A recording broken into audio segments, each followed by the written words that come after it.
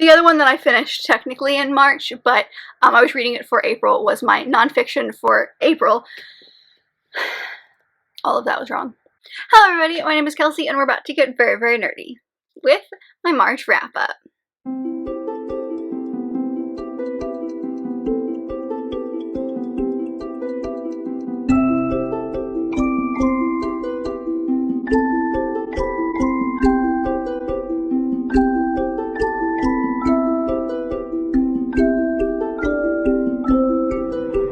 So, March was kind of all over the place as far as reading goes. I have a quite decent sized stack here, as I usually do, of books that I was able to finish. But if you guys saw my TBR, you know that like a lot of things that were on my TBR did not get done. So when I say it kind of was all over the place, I mean like as far as my plans for the month, because like I had a bunch of random buddy reads, which I absolutely adored, and then we also went away for a week in the middle of the month. My husband had spring break, so we went away for a week, and I got some reading done, but I didn't get as much reading done as I was hoping I would. So just a couple things here and there, but overall a pretty good month. I mean, considering the fact that I still ended up reading like 19 books, I still did pretty well. So with all that being said, I feel like there's not a whole lot of necessity for a long intro, so let's just dive right into the stats. So this month, like I said, I read a total of 19 books, and that was over 5,505 pages, and that was also over about 140-ish hours listened. Now that's not actually how many hours I listened to audiobooks, because I do speed them up, but like Audible will tell me how quickly my reading is as far as like what my sped up rate is, but when I do like library and Scribd and stuff like that, it doesn't tell me how long the audiobook is at my rate. So it's not that many hours, but just as a kind of a heads up going forward. And then of those, I read 10 audiobooks, 2 physical books, 1 ebook, and 6 mixed from the above. Age category, pretty similar for me this month. We had 2 middle grade, 2 YA, and 15 adult books. And then genres were, I mean, pretty spread out-ish this month. We had 10 romance, 2 nonfiction, 1 contemporary, 3 fantasy, 2 poetry, and 1 historical fiction. And as far as my ratings go, they were contained and all over the place. I don't know if that makes any sense, but we had 8 5 stars, 7 4 stars, 2 3 stars, and 2 DNFs. So the month started off with a couple of books that I'd actually read mostly in February. I was just kind of finishing them up in March, and the first one was Scandal in Spring, which is the final book in the Wallflower series by Lisa Kleypas. So, surprise, surprise, I ended up giving this one 5 stars. I really enjoyed this book. This series follows 4 friends who are all thought to be kind of wallflowers. They hide in the back. They don't think they're going to get a man. They think they're going to be spinsters forever. And this is the last one that isn't married, Daisy. Actually, she and one of the other girls in this group, Lillian, are sisters. And in this one, her parents and her sister are American, and they come to England to find wealthy husbands. Well, not wealthy husbands, but husbands with title, because they have a lot of money. And so her dad basically gives her an ultimatum of, you have 2 months to the end of the season to find a husband, or I'm going to make you marry my apprentice. And she and this apprentice do not get along at all. So Matthew shows up surprisingly, has no idea what's going on, and it's her and him from this point on. They're so cute. I love them so much. So I gave this one 5 stars, like I mentioned. I mean, Devil in Winter, which was the one right before this one, was really good as well, but there's something about Daisy and Matthew that just like makes my heart whole. So this one might be my favorite. I'm not sure. It's very even right now with Devil in Winter, but I very much enjoyed this. It's got all the tropes you love, the hate to love, the banter, all of that goodness, but in a Regency setting. And then of course her and Matthew always get in these situations where they're trying to avoid each other, but they don't actually avoid each other, which is just some of my favorites. One thing this book had going for it was the end. There was this twist of sorts, which you don't see very often in historical romances.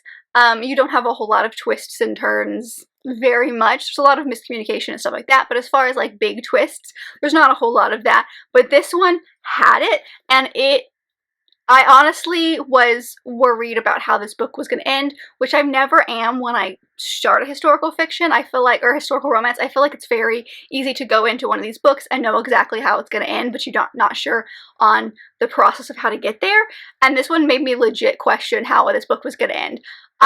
I've never had a historical romance, or haven't had one of those do it in quite a while. So I fully loved this. This is definitely one of my favorites. I love the chemistry. I think these two are really relatable and really believable as far as a romance couple goes. And I highly recommend this book if you like things like the Viscount Who Loved Me and stuff like that. I think this is definitely a really good hate to love romance that you should definitely put on your TBR. The other book that I was actually finished in March but was for February was my nonfiction pick for February, and that is All Boys Aren't Blue by George M. Johnson. So before I get into this, I want to apologize because when I talked about this book in my TBR, I misgendered this author. So I apologize. I was going off of the synopsis that the book had, not what the author has now come out and said. So my apologies. I should have done more research, so sorry for that. This book, based on some of the stuff that the author has said, they wrote this book for people that were like them. So like young queer teens who maybe don't have someone in their life that is as accepting, or are just really kind of questioning things, and so they wanted to write everything down to make it so that like knew other younger people were not alone. So lots of trigger warnings for this book on homophobia, transphobia, sexual assault, things like that. And it's pretty well spoken on the page, so like pretty big trigger warnings for those things. This book was not, like I've said, it's not made for someone like that. I'm not the targeted audience for this book, but it is a beautifully written book. The author is also the person who narrates the audiobook, so if you can get the audiobook, that is a really interesting way to go about it because you have the author kind of telling you their story, and it just kind of opens your horizon because there's a lot of stuff in this book that someone who's read a lot of stuff from people in the LGBTQ+ community, there's a lot of stuff that you've read before and like situations that you are expecting, but there's also some situations that I would have never expected. I liked seeing, I don't know, just this author's take, and this story was all over the place. Like, it wasn't just, here's, I grew up, and then I went to college, now here's where I am. It's like, here's a random story I remember, oh, now here's a different one. Okay, we're gonna go back in time and talk about this story, oh, and this one. And these chapters are written so differently. Some of them are just telling a story, some of them are like a letter that the author has written to someone in their family, and it's just, I think it comes off as like this was a very therapeutic thing that the author was able to do, but it also might help other teens. And I think that's kind of what the author has said is their point. So I really enjoyed getting to get a better look at this author. I don't know much else by them, but this is one that I've had on my TBR for quite a while, and I really liked that it was geared towards younger readers because you don't have a whole lot of nonfiction that is geared towards younger readers that I've been able to find, so having something like this, I'm sure it will help so many people in the future.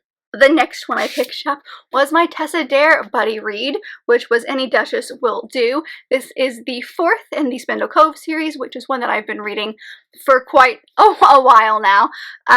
This one is, I read this with my friends Taylor and Brooke, and this series takes place in, well, some of it takes place in Spindle Cove, some of it doesn't. This is starting to not take place in Spindle Cove, but Spindle Cove is like a seaside resort town where women who were a little different from society go. Some of them are thought to be sickly, some of them are spinsters, some of them are just, they want different norms than society's going to give them, so they're going to look the other way. So this one was so great. I ended up giving this one 4 stars. It follows our main character, Griff, who is a duke, and his mom is obsessed with, she wants grandchildren, basically. She really wants the duke to get married so that he can have heirs and she can have grandchildren. So they go to Spindle Cove. She kind of kidnaps him and they go to Spindle Cove and she goes, look at all these beautiful ladies. Pick one and I will make one of them your duchess. And he goes, okay, how about the barmaid? So the barmaid named Pauline is the one who comes with them. They strike up a deal, her and the duke do.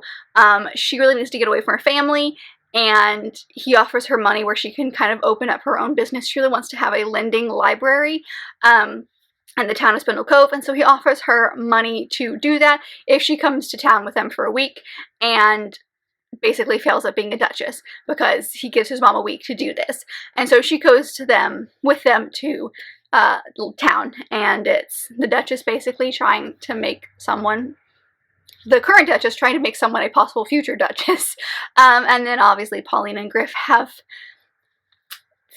there's feelings there. This one was my favorite so far in the series. I really enjoyed these two characters. I liked seeing the kind of, for lack of a better word, class difference between the two of them. It's not very often where you see that, and at least the historical fictions that I have been reading. So it was really interesting to see that. I really liked their relationship. I thought the character development between these two characters was incredible, because there's not a whole lot of that you see in historical romances. I mean, you can get a good historical romance with a lot of good character development, but sometimes, a lot of the time, some of them are pretty surface level, whereas this dives way deep into who these two people are, the relationship between them, how they'll work, that kind of thing. And I just feel like we got two very well-rounded people, whereas most of the couples in this series so far have not been so. So my statement still stands, as in the more you read in the series, the better it gets, and I'm curious how the next one's going to go, because the next one also takes place in town instead of actually in Spindle Cove, so I'm wondering if the location is why it didn't work for me. That's my theory. But I adored this one. I thought the kind of, I wouldn't say it's a hate to love, but it's definitely a, I'm gonna have no feelings for you, we're not gonna do this, to possibly, okay, maybe I was wrong. I really liked that a lot. Trigger warnings in here. Huge trigger warnings for death of a child. So just if that's a trigger for you, it's a huge thing in here. The next one I picked up was my nonfiction, which was Night by Elie Wiesel. This is, I listened to this on like audiobook as well as reading this physically. I don't know if this copy is the same. Yeah, so this one was translated by Ellie's wife, because this time around I felt like the writing was different. Now, I read this way back when I was in high school, so that's been many a year since, been quite a while since I've read that, probably over 10 years. So my memory is probably pretty fuzzy of this, especially since it was so small, but I think this is a very intriguing writing style as far as the story, because there are so many books out there about the Holocaust. There's a lot of books, nonfiction books specifically, that are about the Holocaust, and some of them, I mean, this is, you can get this with any nonfiction. Some nonfiction books are just going to be kind of stuffy, and this is not it. This is a very easy, I mean, it's not easy, the topic is horrendous, but as far as size goes, this is pretty good for kind of people who are branching into this topic. So I thought it was really good. I mean, now that I've read it again, kind of reminded myself everything about this, this was definitely something that was pretty good to breach the subject for like a younger high school, middle school kind of class period. So this story is one that follows Ellie, and he, as a young boy, was put into a concentration camp. Specifically, he was at Auschwitz, and so this book takes place before his time there, during his time there, and like as they're leaving, basically. And he writes primarily, I want to say, in French?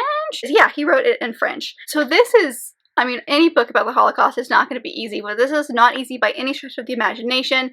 There's a lot about this that I had completely forgotten. The ending is very, very vivid in my head, so that's what I remembered, but I didn't remember his time at the camp. I didn't remember any time before the camp, honestly. I felt like this book primarily takes place at the camp, which it does, but there is some before as well.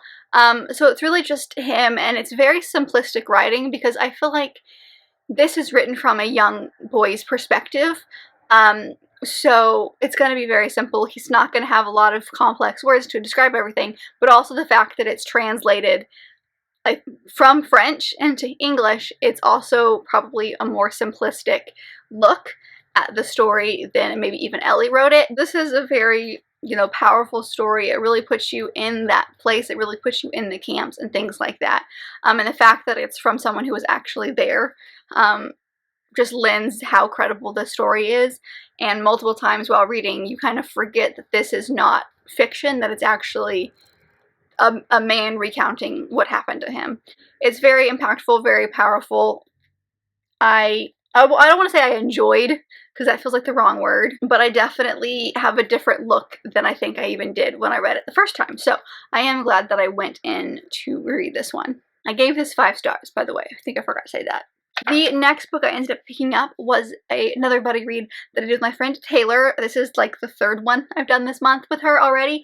And that was Desperate Measures by Katie Robert. This is the first in her Wicked Villains series, which is a series that I've talked about quite a lot on this channel. And it's basically like romantic, specifically erotic romance stories about villains, Disney villains of sorts. And this first one follows Jasmine and Jafar. So, huge trigger warnings. There's always content warnings for these types of books. She always kind of put something at the beginning. But this one specifically is consensual, non-consensual sex, and just general terrible abuse against women, basically, are the 2 big triggers in this book. It's a lot about like turf wars, and it's kind of a gangster-esque situation. There's not a whole lot of plot, to be honest, if you're... I mean, there is. Like, there's still things happening. The fact that there can still be a plot is pretty incredible. But there's not a whole lot of one for me to even be able to tell you kind of what's going on. But throughout this book, it was really interesting to see the relationship grow between these 2 people who have always had an attraction to each other and then are finally acting on that attraction. And then also seeing Jasmine kind of come into her own, because she's always kind of been a pawn for her father. And then at the beginning of the book, her father dies. And so she is now kind of figuring out, you know, how she's now still a pawn. How does she not become a pawn? Just kind of her coming into her own, that kind of thing. So I really enjoyed it. I ended up giving it 4.5 stars. It's definitely a starts with a bang, literally kind of book, and it's not for the faint of heart. So like crazy adult content here, but I still really enjoyed it. I'm still excited to see what other books we have in this series, because we've met some characters in this first one that come to play in a few others. Like, I know the second one in this book follows Hades, Hercules, and Meg, and both Hades and Meg show up in the first book. We also see Hook in the first book. I think there's somebody else we see that I'm blanking on, but there's a few characters that are going to come into later stories. So this is not a series that I think I could binge, so doing 1, maybe even 2 a month is probably my max, but I still really enjoyed it. It's a good, fun read if you just like a good old fun time. The next one is an arc that I was able to read this month, and that was The Valet's Secret by Josie S. I do have a Goodreads review of it, so I will leave that linked down below if you'd like to see more of my thoughts. I ended up giving this one 4.5 stars. I really did enjoy this. It follows this guy who is becoming, his name is Kenneth, he's becoming a duke, and he ends up going out one night in his valet's outfit, kind of just wants to ride to get away, and he runs into this woman and they strike up a kind of conversation, and then it kind of spirals from there. One of the biggest things that I didn't know going into this book that I absolutely adored is that both of these characters are in their 40s. So it is not like the new, young, I'm 20, I'm just coming into my own kind of story. It's, they've both been married before, they both have had kids, and they both have seen their partners unfortunately pass, and it's kind of what now? And the fact that they can like find a second relationship, and it also like, but it has all of the same feelings of like finding your own, and the fact that you could be in your 40s and you still, may not know who you are as a person and trying to still figure that out, and that's totally fine. And I found that really, really interesting. It's definitely for those people who love a nice, good romance with 0 sex in it. Because a lot of historical romances have something, and this does not. So if you like a good kind of clean book, this is definitely for you. I will say huge trigger warnings for familial abuse, both physically and emotionally. So it does hit those harder topics pretty hard. But it's really just these 2 characters coming together, finding out who they are, being able to be strong together and on their own. And I think it's for people who like Downton Abbey and things like that, where you've got this nice, fun, kind of historical fiction look at a dukedom, but you've also got a lot of extra stuff and hardcore topics that come with that. So like I said, I'll leave a full review down below, but I really enjoyed it, and I'll definitely be looking to see what else this author has. The next one that I finished was, oh god, it's so heavy, How's the Sky in Breath by Sarah J. Maas. So this is the second in the Crescent City series. I highly anticipated release, probably my most anticipated release of this year. I was able to finally finish it actually on that week that my husband and I took off, and his family now has definitely a different view of how I read things, because I was reading the last like fourth of this book around them and I had many emotions. But I obviously loved it. I gave it 5 stars. I honestly can't say really anything about this book. I think that there's a lot more plot. How do I talk about this without spoiling it? The first one had a kind of mystery plot of sorts, whereas this one, I mean, it does, but it's not to the same extent. So I enjoyed a lot of the first book plot-wise more than this one, but this one definitely widens the horizon of the world.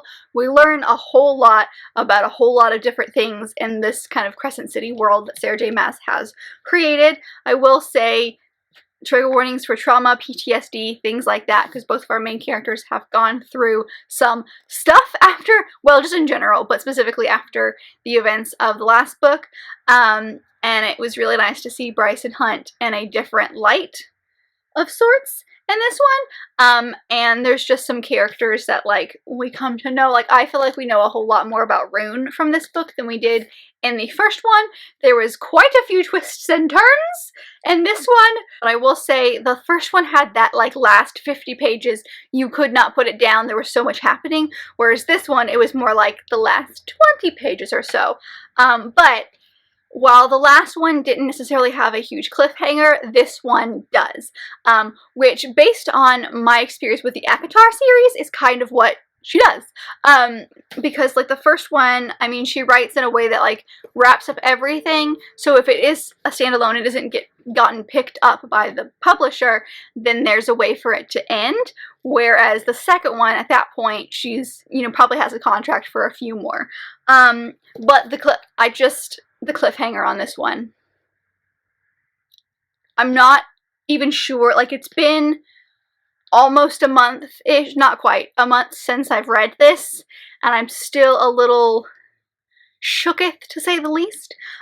So very much enjoyed this. I need to see what happens next. I'm sure we won't get it for another year or two, because that was the difference between the first 2 books, and while I only had to wait a year, if I had read it when it first came out, I would have had to wait 2. So I'm hoping she doesn't do that to us again. But I liked it a lot, as you can see by all my tabs. And 5 stars. I have a lot of feelings. The next one I picked up was, what is this, the seventh volume of Dreaming Sun. This is by Ichigo Taganu. This one, I don't even know how to talk about this. I ended up giving this one 3 stars because there's still that plot that we've been kind of doing for the past couple of volumes that I'm not a huge fan of, and I feel like things are going to change maybe in the next couple. Things are starting to change, but we're still in that plot line that I really don't like. Kind of makes me a little icky. I mean, not really, but a little bit. And I'm not in love with the plot where it is now. I really enjoyed the plot at the beginning of the book, and then we've now reached a spot where like I am not a fan of kind of what's going on. So this series follows our main character, Shamana, and in the first book, I've said this so many times, I'm sure you guys are tired of this, but in the first book, she runs away from home because she doesn't feel as loved there, and she meets this guy in a park, and he basically says, I have a free room, or not a free room, but a very cheap room for you to rent. Come. And so she goes and lives with him, and a couple of the other people who live there go to her school, and it's her and these guys, and she's like finding herself and finding this family and really kind of figuring out what she wants from life. And this landlord guy has a couple of stipulations, whereas you have a dream and fall in love.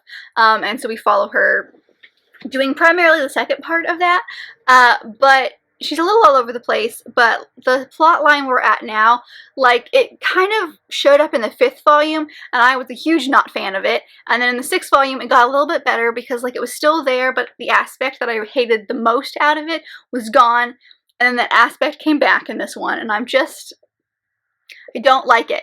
I don't like where we're going, but I'm too invested in these characters to give. I've only got 3 more volumes at this point, so like I can do it. But I don't like what they've done, okay? I need them to go in a different direction, and they're not. And yeah, so 3 stars. I'm still not a fan of this section of it, but we'll see how it continues. Next one I picked up was the 3rd in the Aru Shah series by Roshani Chakshi, and that is Aru Shah and the Tree of Wishes. So this series follows Aru Shah, and she is one of the Pandava, which is a quartet of brothers that have been reincarnated a few times, and she and a couple of her, well, now friends, she calls them sisters, have become, are these reincarnated Pandavas, and they are out to save the world, basically. This series is a Rick Riordan Presents, so I'm sure you know that this is based on some sort of mythology, which it is.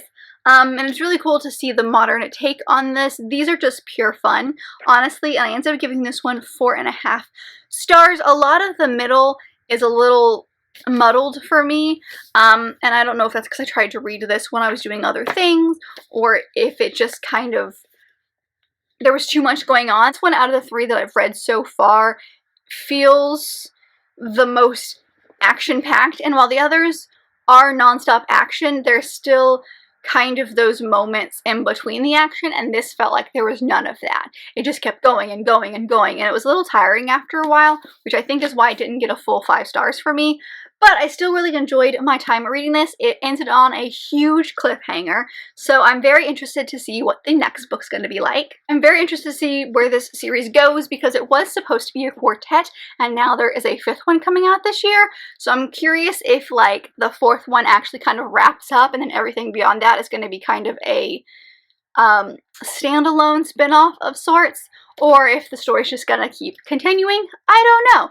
But I'd like to see where we go. I've become really attached to these characters, and like, just, there's a couple of things that are just pure fun. Like, I read this and I just laugh out loud multiple times, and I love the author's take on just like all these modern aspects to it. Like, she puts this very ancient mythology setting but interwoven into like modern day, which is there's a lot of this that's really fascinating, and I have very much enjoyed. So I can't wait to see where the story goes from here.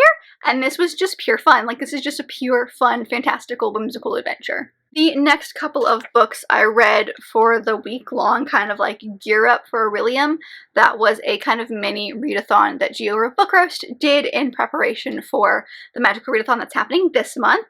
So there was 2 prompts, and one of the first ones that I had to read, I had to have a specific animal in the title, and I was looking for foxes, and so I ended up picking up The Boy, the Mole, the Fox, and the Horse by Charlie Mackesy, I think is how you say his name. So this is a children's book of sorts. I mean, it's a picture book, but it's for children of all ages, basically. And this I've seen many booktubers read and cry over, so like, it's got a lot of powerful emotions tied to it. So I was curious how I was going to react to it. I think there's a ton of incredible quotes within this book. It basically follows this boy as he's going through the woods on a cold night, and he picks up a couple of animals along the way that help him get to his destination. I unfortunately ended up giving this one 3.5 stars. Like I said, I thought there were some incredible quotes. There's definitely some really good things that kind of like just kind of stab you in the heart. But overall, it was just kind of generally okay, and I think it's because these other people I've seen who've read this book, it got them at the right time in their life. And for me, I was just like, it was just kind of okay, for them, for lack of a better word, because it is a picture book, so like, it is made for both adults and kids. If I was a kid reading this, I would be crazy confused, because there's not really a plot to it. I mean, yes, this boy is going through the woods, but like, they jump from one conversation to another, to another, to another, and like, there's no connection. It just kind of feels like a jumble of thoughts, which could be fine for the right person, but for me, I needed some connection between them, and I just felt like there wasn't much of that. So it wasn't for me, but I'm not sure I'm necessarily the target audience for a book like this. I just kind of thought it was okay, and like I said, there was some really good moments that just kind of make me have the feelings, but overall, I was just like, I'm not worse or better for reading it. So I'm glad it was short, because it was just okay.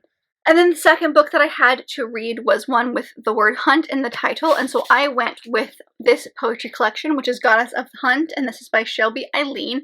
This is a self-published collection of poems. She ended up writing this as a queer asexual look at Artemis, which is the goddess of the hunt, and many things. So I would say trigger warnings to allusions of sexual assault, and then aro ace phobia and stuff like that. But it was really interesting to see this modern take on this Greek god that is not necessarily one of the most popular ones. It's definitely, like, we all, I think, if someone is a fan of Greek mythology, Artemis is a name that someone could recognize, but maybe isn't like Hades, Persephone, Zeus, Hera, Poseidon, you know, some of the, like, the bigger named, Athena, you know, Aphrodite, some of those that are like bigger names, where Artemis is not necessarily one of those. So I appreciated a look at this Greek goddess that isn't one that is usually retold very often. And while it is, I would say, set historically, the words and ideas are modernized. I think this is a really good collection, and if an individual is ace and they found this collection, there's probably a bunch within here that they could identify with, because it does come from like own voices as well. But you know, it's not very long poetry, it's very easy to get through, it's very easy to digest, there's nothing complicated about it, but it does kind of make you think, which is the point of poetry. So I definitely enjoyed this collection that she has. I know she's got one other one out there that is all about body positivity, so I would be very interested to pick that one up, because I do very much enjoy her writing style. Most of these are from Artemis's perspective, but sometimes you get a couple of different Greek goddesses or gods within there as well. And I just think each poem, it could really strike a chord with the right person. So I definitely enjoyed my time reading this, and while I was not the audience for it, it definitely gave me a very interesting look at an ancient goddess, and I quite appreciated it. The next one is another reread for me, and that is The Viscount Who Loved Me by Julia Quinn. So I ended up reading this with a couple of my friends, Taylor, Brooke, and also Ashley, and we picked this up in preparation for the season 2 that is coming out, and I adored my time reading this again. I gave it 5 stars. Again, this was a reread, so there's not a whole lot that I can say about it that I didn't say the first time, but I kind of fell in love with Anthony and Kate just the tiniest bit more through this one. It reminded me of all those scenes and that hate to love and the banter and all of that fun stuff that I wanted the season to have, but I really enjoyed having in this book, and I loved seeing their relationship blossom and grow, and I just liked diving back in with these characters that I love. And I can't wait to continue to do this, where, you know, we read the book in preparation for season, because seasons 3 and 4 have been confirmed, which will be Benedict and Colin's seasons. So I'm very interested to go back into those, because the first part of the series is definitely my favorite of the Bridgerton series. It's kind of like those first 5 books. So I really enjoyed my time. I don't really know what to say about this. It was fun. It's a hate to love. It follows Anthony and Kate. Anthony wants to get married, and he finds Kate's sister, you know, kind of like the diamond of the season, the perfect girl that everybody wants, and Kate really doesn't like Anthony and his motives, so she's trying to step in his way to do so. And I just adore them. I just adore them. I adore the familiar relationship between Kate and her sister and even her stepmother, and just like everything about them is perfect. So yes, highly love this relationship. I did a whole video on books to read if you liked this book, so I'll leave it linked above if you want some more recommendations, but I adored this one, and it was good. It was very good. I followed that up, unfortunately, with a DNF, and for this one, it's not a full DNF, it's like a soft DNF where I've paused it because I don't think I'm in the right headspace, and I'm going to come back to it at a different time, and that is Sistersong by Lucy Holland. I was able to make it 37-ish% of the way through, so about 150 pages through it, and I just had low intrigue, is really the only thing I could attest to this. So this story follows 3 siblings, and we've got, let me find their names. So we've got Riva and Keen and one that starts with an S, Sin. Sin is the youngest, so she's just kind of like the silly floaty, oh my god, I love boys kind of thing. Riva's the oldest, and so she's trying to be the perfect daughter. And then we've got Keen, who is not comfortable within her body, really likes dressing in male clothes, really wants, basically is trans and really wants to be her true self. So it's very hard to talk about the character of Keen, because throughout this book, from what I read, Keen really wants to be a boy, but of course all the pronouns he used to describe Keen are she, and it just feels wrong to use those. But I really enjoyed this historical take on a trans character, and I liked seeing that different look at this world.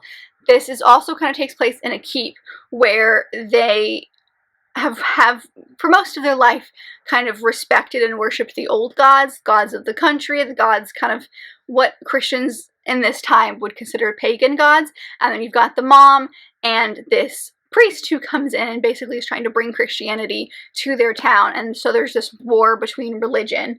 And because the mom is a huge fan of this priest, the Christianity is winning a little bit.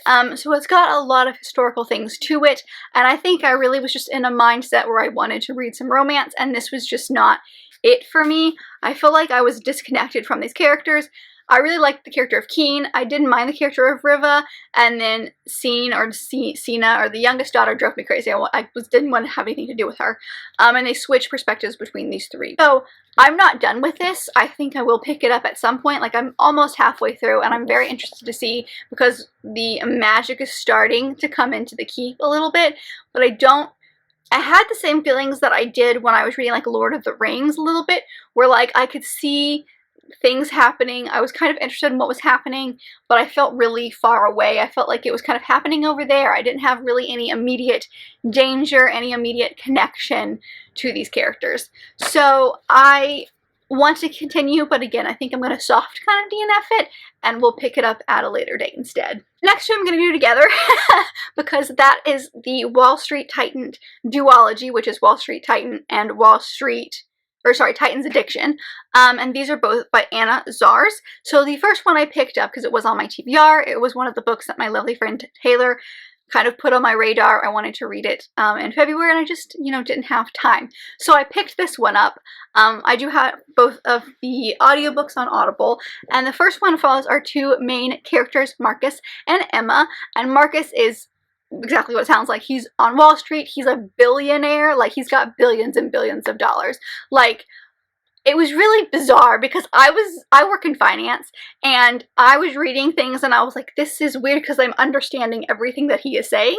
But he'll like do a $700 million investment, and it literally means nothing to him, and it's the weirdest thing. So we've got him, and he really wants a very specific type of wife, and so he kind of reaches out to this matchmaker to get said wife. And then you've got Emma, who will refuse to say it, but has kind of accepted the fact that she is a cat lady. She has 3 cats at home. She's barely making ends meet. She works at a bookstore as well as kind of freelance editing here and there. And she's kind of at a lull. And so her friends are basically like, please, dear God, go out and date and meet someone.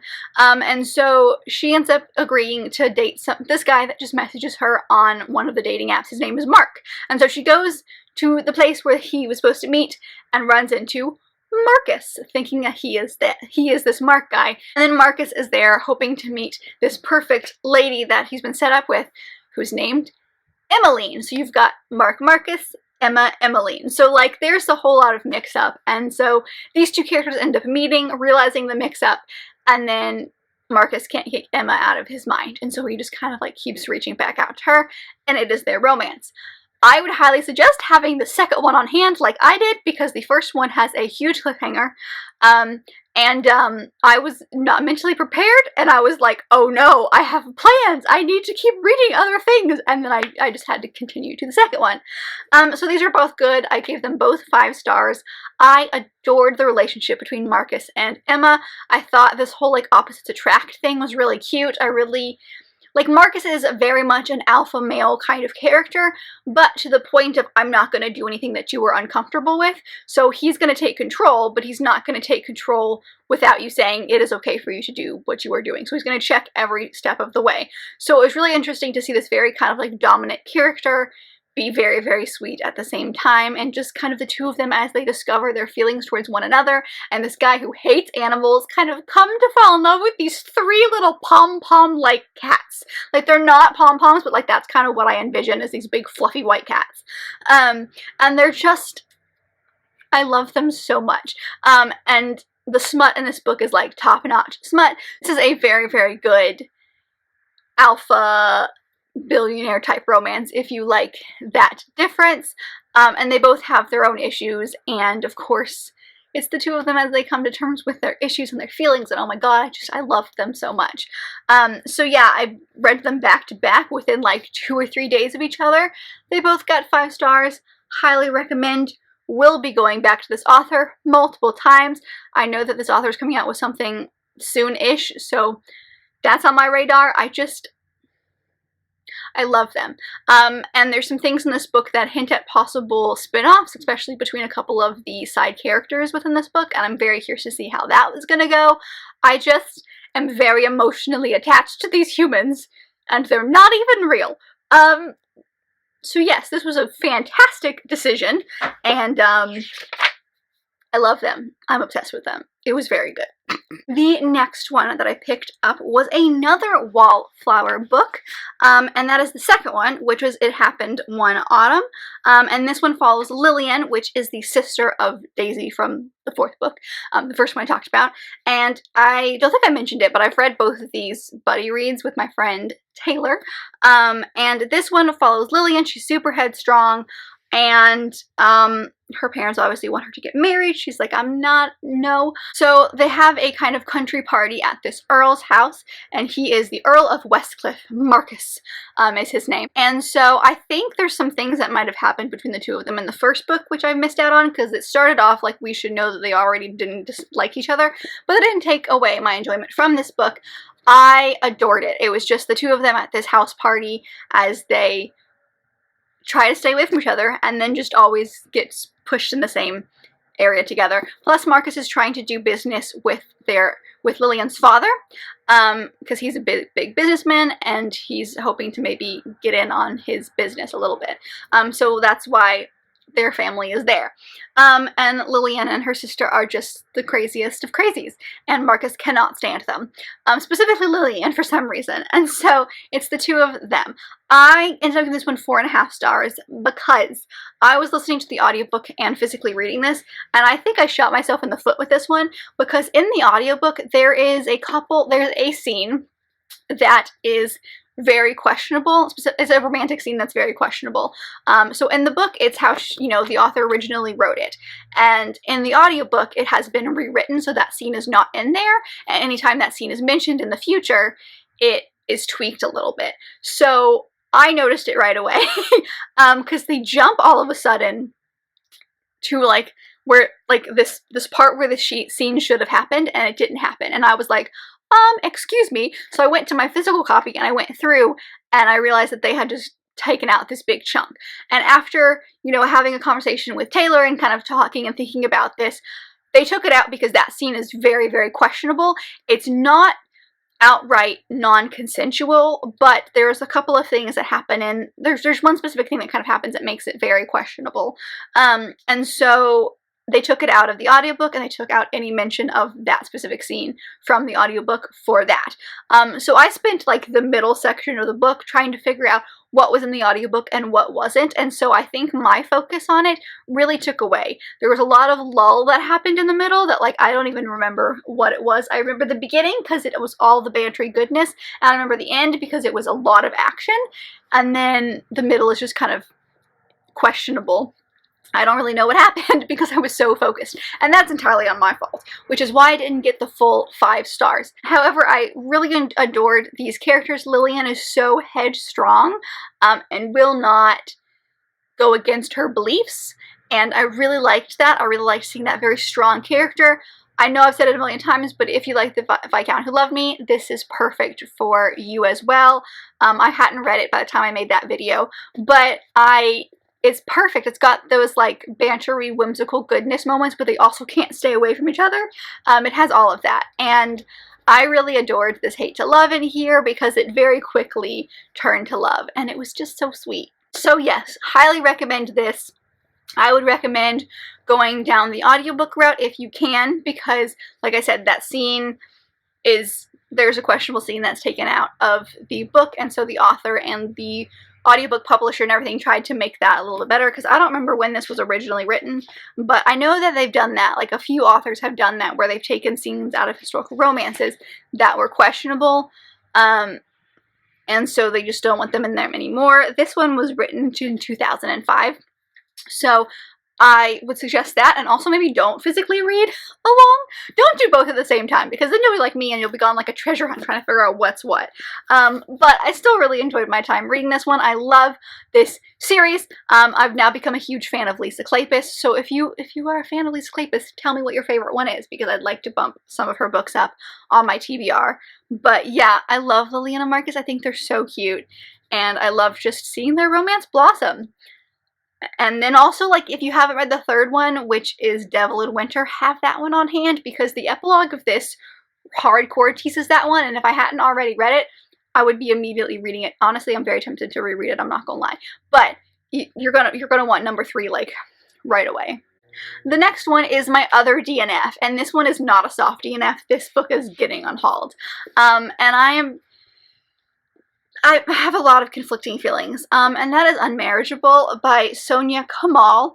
I know on my TBR I said I wasn't going to get around to this one, but I ended up switching around a couple of books that I was going to read, so I did end up picking this one up.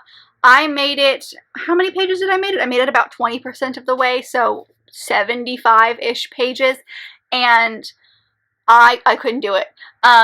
This is supposed to be a kind of modernized retelling of Pride and Prejudice set in Pakistan, and I was very interested about like the different culture and like learning about that.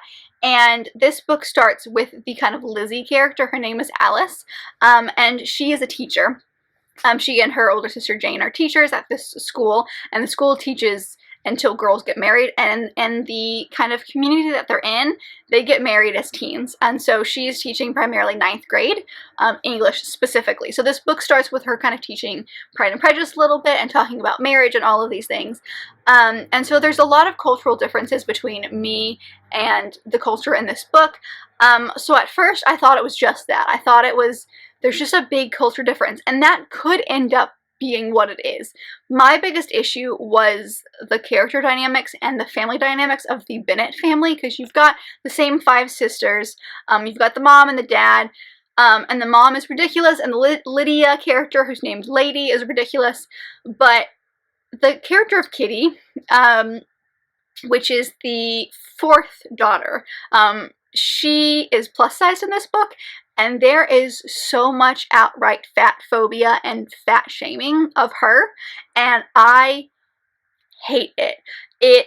Like, from the minute that she got into, like, a car when we met Kitty for the first time, it was, like, brought up. And it wasn't just, like, Lady being awful to her sister, because, like, the Lydia character and the Kitty character are always at odds.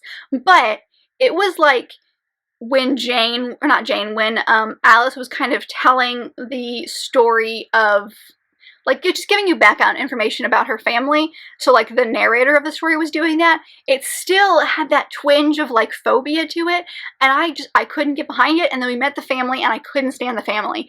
And, like, it was a difference between, like, I know the Bennets and Mrs. Bennet is kind of crazy, so of course the family's going to be annoying. It was, like, beyond that. I didn't want to read anything about this. So then I skimmed forward until I met the Darcy character, just to see if it was worth it. And I don't think I can do it. So this is one retelling that I'm not going to actually get around to, and my husband is actually very happy about that, because he accidentally ran over it when it came in the mail the first time, and he feels very sad about that, so don't tell him I told you. There's something that I just can't do it. The characters honestly all sucked, and, like, would the romance in the end be worth it? There's a good chance of that, but I don't want to trudge through half this book to get to a possibly okay romance. I have many other Pride and Prejudice adaptations, many other things based on Jane Austen. I'm reading one thing at least this next month that's based on Pride and Prejudice. I have so many other things that I could be reading, so I'm just gonna go ahead and say no and pass this on to someone who might enjoy it a little bit more. Again, it might be a culture thing, but there's something, I just can't get behind it. There's just something that is stopping me. So I decided to go ahead and DNF it, and we're gonna unhaul this and give it to someone who will appreciate it more, which sucks because look how freaking pretty this cover is. Very bitter about that. And then I finished out the month with a very, very good read, and that is Lord Dashwood Missed Out, which is 4.5, the novella, in the Spindle Cove series by Tessa Dare. Again, read those with my friends Brooke and Taylor, and I ended up giving this one 4.5 stars. I really adored this story. For a novella that's really, really short, like the audiobook is at most 3 hours, I got through it in like an hour and a half or so, depending. I'm going to split it up between a couple of days, but I got through it really, really quickly. One of the other girls I read this with got through it mostly in an afternoon, so like it was very easy to get through.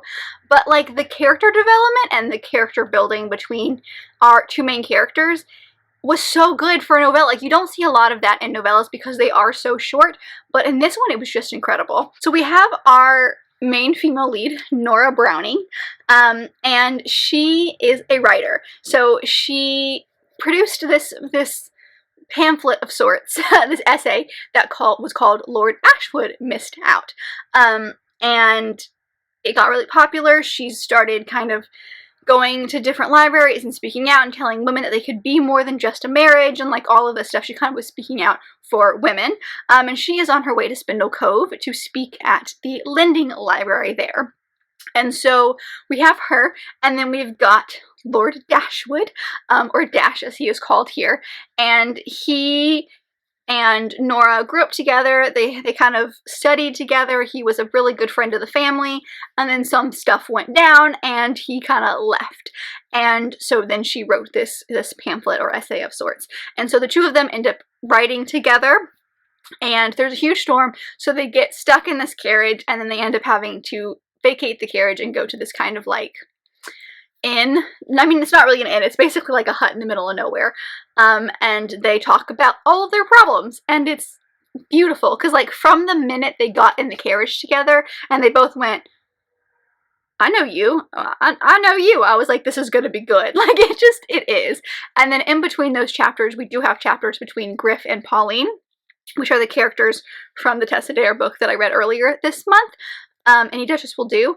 And so you have them, because like the library is Pauline's, and so you have the two of them kind of trying to figure out how to get her there to Spindle Cove. And it's really cool to see like a lot of, basically all of the characters and all of the relationships, minus like one or two from like some of the other novellas, in this one, and just kind of see their relationship, and it's super cute and I love it. I gave it 4.5 stars. There's really not a whole lot I can say because it is such a short novella, but I do really enjoy it. It did kind of like continue with that, like the series getting better and better, and if you're someone who wants to read this series, I would highly recommend making sure you get the novellas in between as well, because they do add quite a lot to this story, and you get sneak peeks like this one. We get sneak peeks of characters that we have come to love. And that's it. Those are all of the books that I read in the month of March. My jaw hurts, we've been talking for so long. So I hope that you enjoyed this video. Let me know down below if you've read any of the books that I mentioned in this video, or if there's something that you read recently that you would just like to rant or rave about. Let me know. I'd love to know all your thoughts, as always. And if you want to comment something but you're not sure what to comment, comment to Crescent Moon for House of Sky and Breath, because I finally read it, and also this was for sure my favorite book of the month. So, comment to Crescent Moon. But if you like this video, and I very much hope that you did, don't forget to give it a big thumbs up and subscribe down below if you'd like to be part of this awesome growing family. I've also got all my social media down there, as well as other fun bookish links, so don't forget to check all of that out, and I will see you guys in my next video.